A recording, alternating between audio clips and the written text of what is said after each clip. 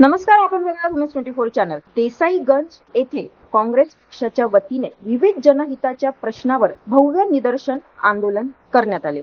Congress committee, युवक काँग्रेस आणि विविध आखाड्यांच्या संयुक्त विद्यमानाने आयोजित या आंदोलनात मोठ्या संख्येने पदाधिकारी, कार्यकर्ते आणि नागरिक सहभागी झाले होते. हुतात्मा स्मारक परिसरात झालेल्या या आंदोलनाला आरमोरी विधानसभा क्षेत्राचे आमदार रामदास मसराम यांची प्रमुख उपस्थिती लाभली. यावेळी केंद्र आणि राज्य सरकारच्या धोरणाविरोधात घोषणाबाजी करत प्रत्येकाच्या प्रश्नाकडे लक्ष वेधण्यात आले. इंधन दरवाढ, इंधन टंचाई, शेतकऱ्यांच्या धान आणि मका खरेदीचे प्रलंबित चुकारे तसेच नीट पेपर फुटी प्रकरणाची सखोल चौकशी या प्रमुख मागण्या आंदोलनातून करण्यात आल्या. वाढत्या महागाईमुळे सर्वसामान्य नागरिक आणि शेतकरी अडचणीत सापडल्याचा आरोप करत आंदोलकांनी शासनाकडे तातडीने उपाययोजना करण्याचीही मागणी केली. तसेच विद्यार्थ्यांच्या भवितव्याशी संबंधित प्रश्नावरही कठोर भूमिका घेण्याची आवश्यकता व्यक्त करण्यात आली. या आंदोलनात काँग्रेसचे अनेक पदाधिकारी, कार्यकर्ते आणि नागरिक मोठ्या संख्येने सहभागी झाले होते.